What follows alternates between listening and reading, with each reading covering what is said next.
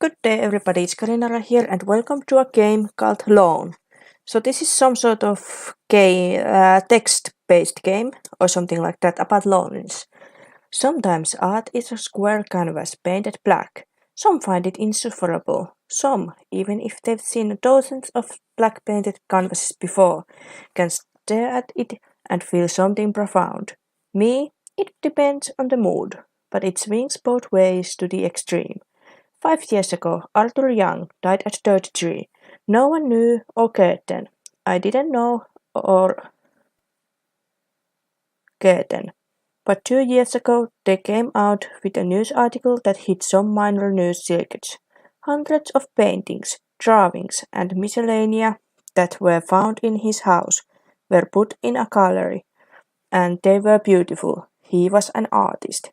He didn't gain any crazy renown, but people saw his work and cared. His late fame came and went, but to me this was an inheritance. When I looked at his work, I saw something I thought I'd never see with my own eyes. I saw my own soul, or at least pieces of it that I thought I didn't exist in this world outside of myself. And painting after painting, as I scrolled through the news articles, photographs of them, I felt deeply connected to this man, to this human being who was dead, a generation above me that I had never met in my life. The brushstrokes and colors themselves were roughly placed, but stepping back, the complexity of meaning behind each painting never failed to make me shiver. Somehow, my appreciation for art became more cynical after I discovered Young's work. Nothing else made me feel understood in this visceral way. Not a written word, not a gesture of kindness. While nice, they rarely come packaged with true understanding, and certainly not a conversation. Anyway, I like Young's work a lot. The point is, if anyone were to ask about my favorite artist, I'd have an answer and they'd have a bright red tirade to listen to for 10 minutes. I haven't thought about him in a while, but recently he's been on my mind. 18 missed calls. This spring break, I was looking forward to getting away from it all. Escape is nice. There was a lot to get away from. The original plan was to go on a week-long camping trip, but I don't know. So are you going to check who tried to call you? No, the phone just disappeared, and part of your hand too. I read another news article about Andrew Young just a few days ago. It was a biography and obituary both.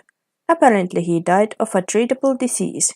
He had been diagnosed with it months prior to his death, but chose not to be treated. Money didn't seem to be an issue, since he worked a stable middle-of-the-road job. The treatment was also not particularly painful, like with cancer. So why did his life have to end at such a young age? The journalist found that he had no wife and lived a rather secluded life. His prolific work stowed away in his house was testament to that, so he lived the life of a tortured artist to the end of his days. Young's house, a small condo in a neighborhood out in the countryside, was converted into a small museum. It's only a long bus ride away from me. I'm going there instead of the planned off-the-grid camping trip. After reading that article, I want to know more about this man's life. I want to see what made him choose to be friendless and alone and die that way. When he had such talent, insight, and emotion, was life really not worth continuing? I got on the bus, out to the country at around noon. It's bumpy and the seat makes my neck bend at an uncomfortable angle, but it's warm and I could watch the scrolling landscape of this beautiful day forever. I'm getting sleepy and the horizon glows orange. The sun is setting quickly. Soon the stars are out, pinpricks in a black sheet. We left the city puzzle long ago. Now, not only are there few buildings around, even the trees disappear into dark silhouettes. The empty bus throws, dynamic puffs and creaks, bring it to a stop. My stop, I know with certainty. I thank the bus driver and step out into the night. What I see isn't exactly what I thought I was going to see. Instead of a cluster of rundown condos by this bus stop, there's a gas station in the middle of a field, and nothing else as far as the horizon. It's the only source of light in the dark, throwing out its artificial light without signs. I see a neon sign on a pole that reads Lone Star Gas Station. For some reason, even though this is nothing at all like what I'm looking for, it doesn't feel like I'm in the wrong place. I don't really know what else to do. So what can I do but go towards it, like a moth to a lantern? The convenience store attached to it looks cheery and open at least. Yes, actually, this feels like exactly where I'm supposed to be. I open the door and walk inside. Okay, is something going to... Hello? Okay, can we move a lot? Okay, we can't move yet. The light here is quite bright. Oh, hey, someone's here. Okay, now we can move. Oh, a customer. Hello. It's quite late. Do you know what I'm doing here? I take a good look at the girl behind the register. She's wearing a colored blue shirt. Pinned to it is a name tag that says Lone Star Gas Station. There's something illegible. Hi, you work here? If I had to guess, and it's your shift? That does seem to be the case. Then I better get to doing inventory, or cleaning the bathroom, or whatever it is employees do. Well, thanks for the help. You can have a candy bar from the counter. Yay. See ya. Okay, that was strange. Bye. Okay, let's keep moving around. The little box by the register has a nice selection. They're all kind of just tossed in there and mixed up. Is it more like a candy jar on a reception's desk than for candy sales? I take a hee-haw bar. Chocolate and peanut butter are my weakness. I also take a small napkin. Let's take a look around. I can see a book of some sort on top of the soda machine. I can't reach it though. Maybe I could throw something big and soft at it. Like what? There's a lanyard and key under the shelf. I could maybe reach it if I stuck my entire arm in there. But there's probably years worth of filth under there. I need a stick or something. Don't be a baby. I can clearly see a locked metal box in the fridge. No use trying to open it without a key though. Yeah, it's the key under the hot dog stand, right? Or like this thing. This one over here. But we need something like a stick. Hello, cat. This cat is guarding something soft and red under it. I could probably distract it with something crinkly. Yeah, like the candy bar. There's an open and eaten Doritos cheese chips bag. It doesn't seem empty though. To avoid cheesy chip dust residue, I used the napkin to pull out the contents. Stuffed inside the bag is a wrinkled sheet of paper and a child's crayon scribbles of what appears to be a lime green dragon cow. Both are mottled with cheese dust. There is small script scribed all along the paper. Imagine an alien landed on Earth to examine earth frozen in time. Would they wonder at all the greenery? I know I do. Actually, that I don't care about. What I really wonder is if they think it was weird that we have a shrine to our children on the shiny box that keeps our food cold. Well, at least some parents do. Not me. No, my crayon drawings, while prolific, or perhaps because they are prolific, did not find themselves magnets stuck to the fridge. They were, however, carefully dated and filed into the little accordion folders that typically hold papers of graver import. The binders holding my first forays into art were lucky. I'm not trying to brag. I just mean, what better fate could a binder hope than to be filled with the lively whimsical scribbles of a child? I wish I could say that since I was young, that I knew from the start that I loved art and poured my soul into it every chance I got. No, when we are children, we don't listen and look at our hearts. We are too busy discovering the newness of the world around us. So lucky of us to have this conscience, to feel and see and think. Those moments of drawing time were nothing special to me then. Maybe just an unexplored brick of delight I wouldn't remember until years later. It's a bit sad that the happiest, most innocent times in our lives are often lost to us. I do not remember my childhood days, the conversations I had, or how that innocence feels anymore. But if I put my mind in the right place, I can recall the warmth and feeling of the unconcerned life. I can remember sunny playgrounds and scorching concrete, a dark room and the blue mats of nap time. The easy language of children that knows no cruelty, only wonder and sugar and wildness.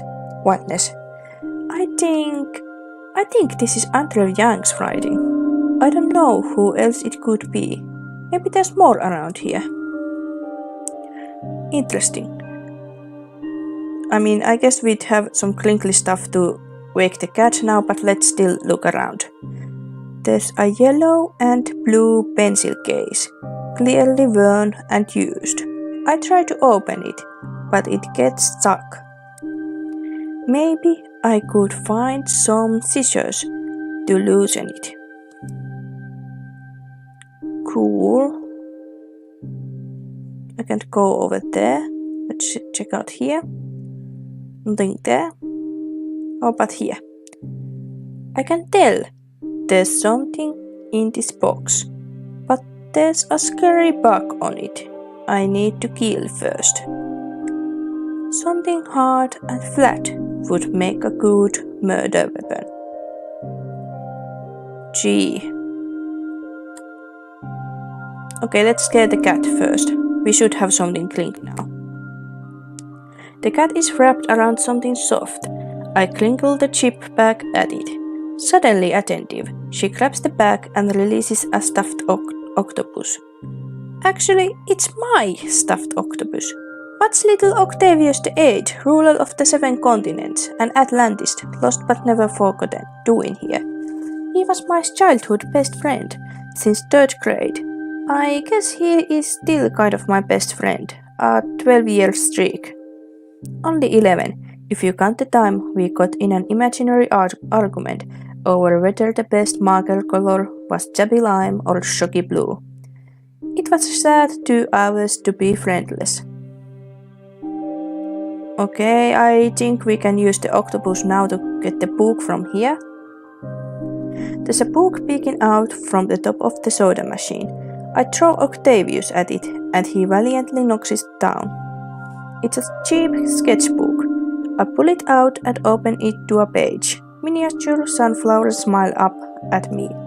It's filled with sketches of anatomically dubious human figures, flowers and cartoon characters. On the back page, there's handwriting. If I could live a life of ignorance, but only true ignorance, I would do it. To live a life of conviction and simplicity, never doubtful of who you are because you don't think about it, nor what you do because your actions precede your thoughts, driven by heart and instinct. Look to the characters we love. We never fault them for not thinking things through if they have passion and will. It's endearing. We love those who never give a thought about who they are, because it doesn't matter when there is so much outside yourself to experience. But if you are always thinking, you are calculating and impure. You are the machine that starts to think about itself. And what good is a computer that sits around all day, wondering how it came to be? Shut up already and compute. The place where some kids transform into useless sentient computers is in adolescence. I hope I don't have to explain the gangly arms and legs, the new chemicals brewing in the body, and social intricacies of adolescence. We all live it. That much I know. So imagine that journey with the rest of my middle school experience. Imagine, after school, an empty art classroom, save for a lone skinny boy fostering the beginning of a lifelong obsession. The art teacher is there too, but he might as well not be. They are not even friends, because he's too lonely for even that. The teacher probably needs to go home, and he could have. All I really wanted was a pencil and a hard surface. To have no one around was not painful, because I had 100 new worlds to discover, comics and books, and best of all, the blooming pictures in my mind. At the end of the year, I could always win 1 or 2 art competitions, which was nice. I liked looking at the flowers that peeked through metal fences. There were some weird looks and whispers, so I waited until the walk home to stop and smell the flowers. The first time I was studying weed flowers peeking through sidewalk cracks, a boy came over and stepped on them right in front of me. Oops, his face repentant as could be. I sighed and walked away. Another time, he bumped my arm as I was drawing the lovely straight line during class. Later that period, he found his water bottle, tasting mildly of hand soap, and when he glared at me from across the room, I shrugged. He stopped bothering me, and I was relieved. Sometimes I'd eat lunch with a few kids. Maybe they would talk about a fantasy book, which I also read, but I couldn't find it in me to contribute to the conversation. I wanted to talk about how the main character seemed unrealistic, but I would be no killjoy, and besides I was known for reticence already, no use chasing that now. I carefully tucked the flowers back into their pages. Okay, now we have something hard that we can use to kill the bug over here. Right? The book. There's something in this book But one thing is a bug. Luckily I have a sketchbook and smack it. This is probably irrelevant, but yoink! I pull a sewing kit out of the box, making sure to avoid the dead bug. A memory comes back to me. One time, I hadn't left my apartment for 3 days. I wore my favorite t-shirt around and wore a hole in it. I used my sewing kit for the first time to put a patch over it. It looked pretty dumb, but doing some handiwork felt pretty productive. I take the kit. It's mine after all. What's it doing in this box?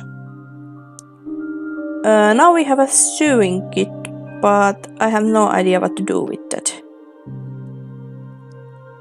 The pencil case has its zipper stuck. Ah, right, it has scissors in there, right. I used the little scissors from the sewing kit to cut off the thread jammed in the zipper. There's a bunch of different types of pencils. There's also a tightly rolled piece of paper. I unroll it to find math homework. Oh, and on the back there's some writing. That morning, I walked through the halls looking down at the floor. Banners hand-painted by the student council hung from the ceiling and walls. Homecoming, they cheerily announced. My first period class was noisy. My seat in the back was next to the reptile tank. I wordlessly greeted the iguana and sat down.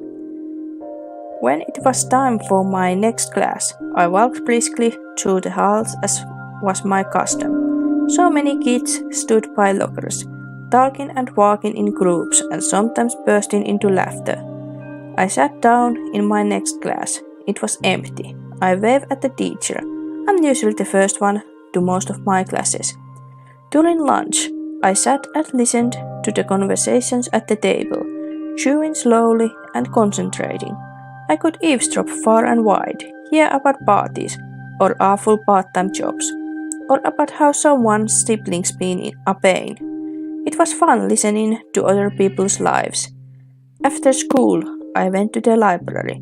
I'd been skimming the pictures on a book on exotic birds and wanted to sketch some of them to remember for later. A couple was in the back, chasing one another and squealing. They made me a bit nervous until the librarian came and shushed them. When I got home, I wrote half an essay before giving up and sketching birds until well past midnight. I stared out my dark window. Tears started to form at my eyes. Before I could really start crying, I wiped them away and jumped into bed. I pulled the pillow over my head and did my best to dream about what it would be like to ride a giant canary through the skies. I rolled the paper back up and stick it back in the case. Okay, now I should have like pencils that I can use to get the thing from over here. Underneath the shelf, there's a disgusting amount of crumbs. Oh, and lanyard with a key on it. I pull out the pencil case and get out a long pencil. I'm able to reach it and get the dusty thing in my hands. It's the key to the apartment my family lived in when I was in the middle school. The lanyard has some characters on it from some popular kids show I've never watched. But I did walk home and watch a lot of cartoons after school, before my mom or dad came home with some fast food dinner. Always eating fast food, how are you so skinny then? There's a locked box inside the fridge. I insert my old house key and it fits. The metal box opens and inside is a single photo. There's a folded up page taped to the back. My brain was a bit fried from sitting at my desk all day, so I guess it's a little fried every day. It was Friday though, which meant I'd drive over to the art store and pick up some things. Nothing necessary, it was nice to be able to just look at the potential in all these tools, objectively weigh out some pros and cons, then have a nice few toys to play with over the weekend. Before I left, I passed the staff room just as they were singing happy birthday to Gary. Lucy, who sits at the desk opposite me, was also singing, but gave me a little wave when we made eye contact. I nodded to her and went to the parking lot. At the art store, there was a new employee I'd never seen before, probably college age. As I entered, he greeted me. "Welcome, is there anything I can help you find today?" "Leave him alone, he's a regular," said the cashier I saw every week. "I'm okay, just looking around, thanks." I headed to the back to compare oil paints. I took out a sketch for a painting I was working on and tried to work out which colors would work best. After a few minutes of deliberation, I was startled out of my thoughts by a voice behind me. "Wow, nice drawing. Hey, do you oil paint a lot?" I blinked and found a young woman next to me peering over at my sketch. "Yeah, every weekend and most weekdays when work doesn't wear me out." She nodded enthusiastically. "Oh, and you are so lucky. I try every other weekend when I can. Your lines are lovely. I can imagine how gorgeous the painting itself must be. Dragons are always hard, like figuring out. Mine always end up more beard-like than others," I said. She was struggling to hold a very large canvas under one arm and some long brushes and other tools under the other. "Well, it gives your dragons a very angelic feel." I smiled. "Do you want help with that?" I pointed to the canvas. "Oh, sure." She offered it to me, and I forgot my hands were full with a piece of paper and tubes of paint, so it was just as much a struggle for me to be holding it. I helped her to the register. Before she left, she gave me her card. "That's my work card, but so there's a bunch of us that meet up on Sundays in a college to paint and talk. You're more than welcome to come. Bye." I went the next Sunday, and most people were very absorbed in their painting. But as the hours passed, people loosened up and would chat. Everyone was very friendly, and came to comment on my work. I went every Sunday after that. There was one day when we went for lunch instead of the carriage. It was someone's birthday. I felt strange, not having celebrated anyone's birthday in so long, not since elementary school. Probably. There was laughter where I laughed too. A warmth. I felt a bit of belonging, though I didn't know them all that well. Still, I smiled a lot that day. That night, in a house full of paintings, I felt a deeper regret than I've ever felt before washing over me. If the professional opinions were right, I would have only 4 weeks at the most. I really cried that night. I wish I had tried harder earlier. I wish I was strong enough to have hung on for just a little longer. It's too late for me to have hope, but I'm glad to know there are places for me in the world after all. Even if it's not here, they do exist somewhere out there. I don't have much consolation for the life I lived, but in my last days, I'll know how to cherish them. The one in the middle must be Arthur, and the girl on the left looks familiar. The messy scribble, Esperanza, looks familiar too. Oh, it's the register girl. Where did she go? I have a feeling I won't see her again. And I have a feeling that this is the last piece of Arthur I find in this place. I think it's about time for me to go.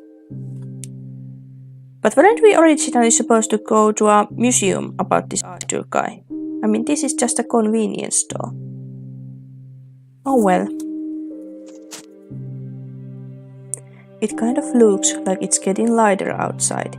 Pink hints at the horizon. This is goodbye, Lone Star gas station. Realistically, I'm actually very confused what just happened here. But I think I found what I was looking for. And I think we are done. Oh, we are not done. The breeze and starlight feel nice. The glow from the convenience store entrance still lights the ground in front of me. Before I leave this place, there's something I need to do. I take out my phone. I make a call. A voice answers. Hello? Is this Ella Chu? This is Dr. Riao's office. We've been trying to reach you. Yes, this is Ella. I can talk now. Are we done? We are done. That's really impressive. Like, it's kind of telling her story at the same time as it's telling Arthur's story. That's kind of cool. I really liked it even. Like, it was really simple, but I liked it. And yeah, it was great. I like stories like this. And it really had the feeling of loneliness and stuff like that. And as a people who likes to paint and draw it and be alone, it kinda hits me. It's kinda like me, even though I'm not that lonely, but almost. Anyways, I hope you liked it and bye bye!